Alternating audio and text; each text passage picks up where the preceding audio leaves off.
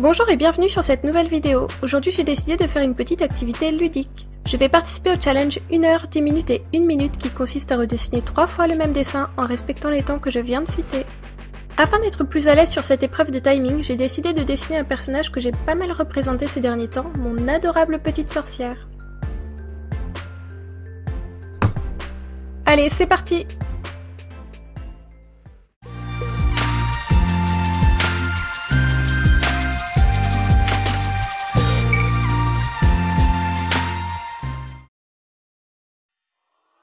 Bien, maintenant que le timing est lancé, vous allez pouvoir constater à quel point je suis lente quand il s'agit de dessiner. Non, je n'exagère pas, je suis maladivement lente.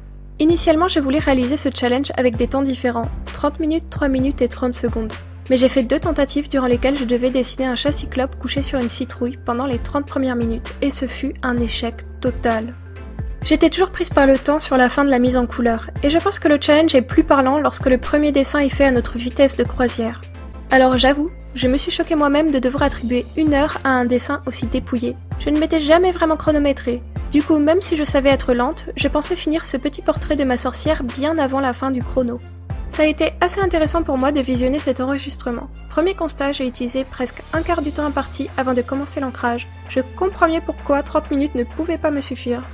Mais c'est réellement à l'étape de la couleur que je me suis rendu compte à quel point je manquais de rapidité. D'ailleurs, c'est sûrement un point que je vais essayer de travailler à l'avenir, parce que je n'ai pas abandonné l'idée de ce challenge en version courte. Premier coup de feutre posé, 22 minutes après le début du dessin. Sacrée contre-performance.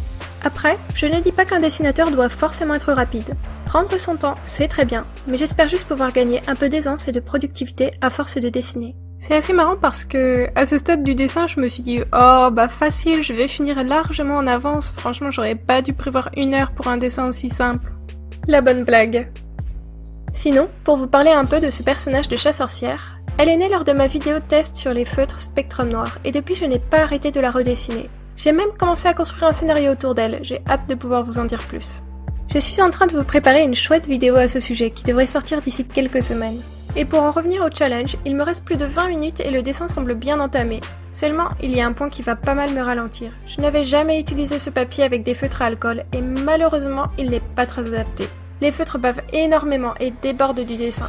Ça ne rend vraiment pas propre, et pour contrer ça, j'ai été obligée de corriger mon ancrage afin d'épaissir tous les traits.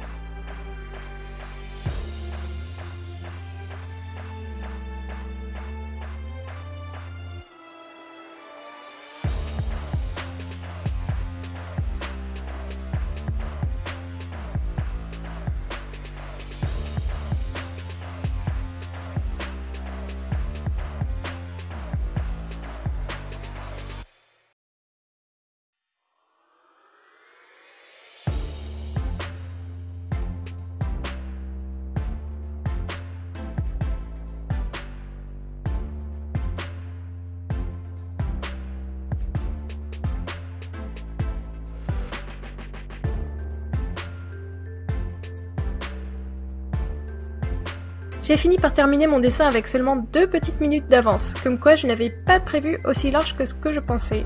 Mais en tout cas, je suis contente du résultat. Le petit fantôme au bout du chapeau, l'émanation magique étoilée, j'ai réussi à faire ce que j'avais en tête, et maintenant j'ai peur de devoir tout refaire en 10 minutes seulement. Pour gagner du temps, j'ai décidé de supprimer l'étape du crayonné pour passer directement à l'ancrage. C'est quelque chose que je ne fais jamais, je ne suis pas assez sûre de mes traits pour ça. Et bien sûr, ça n'a pas loupé, je me suis tout de suite ratée. Le visage du chat est trop petit, trop haut. Du coup, ça me force à repenser mon cadrage alors que je sais que je vais manquer de temps. Et puis, mes traits de liner sont vraiment hésitants. Je pense que c'est aussi un point que je pourrais m'amuser à travailler à l'avenir.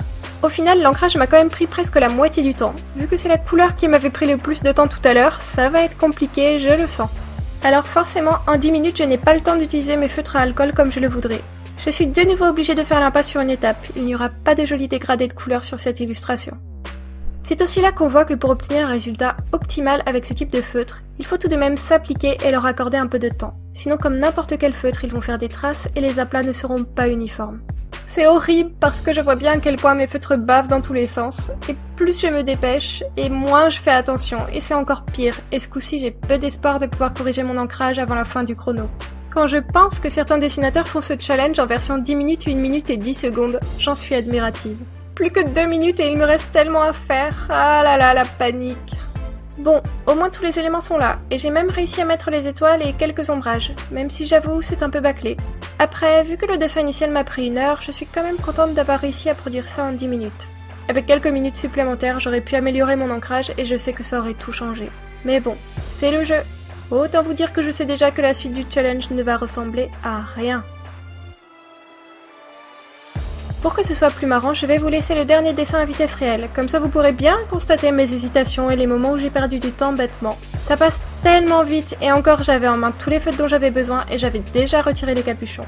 Je ne me suis pas encombrée de l'étape de l'ancrage, je me suis dit que les couleurs ça serait assez parlant. Mais j'ai eu tellement du mal à ne pas m'appliquer et à ne pas repasser plusieurs fois à certains endroits pour avoir de beaux aplats. Mais j'étais vraiment motivée par l'envie qu'on puisse au moins reconnaître vaguement l'idée des 2 premiers dessins.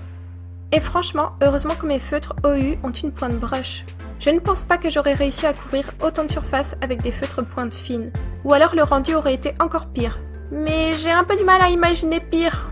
Je pense que j'ai quand même fait une erreur qui m'a fait perdre quelques précieuses secondes. Je ne pensais pas avoir le temps de faire les étoiles, et je n'ai donc pas préparé le Posca. Et au final, je ne sais pas pourquoi, mais j'ai tout de même tenu à ajouter quelques points blancs.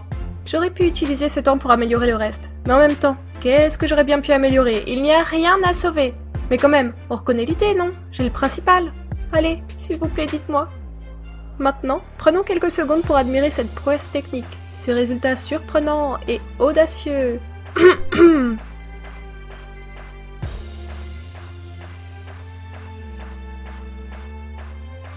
Et sur ce, on arrive à la fin de cette vidéo. J'espère que ça vous aura plu de me voir souffrir. Bon, je plaisante, je me suis vraiment amusée. En tout cas, n'hésitez pas à vous abonner à ma chaîne et à me dire en commentaire ce que vous en avez pensé. À bientôt!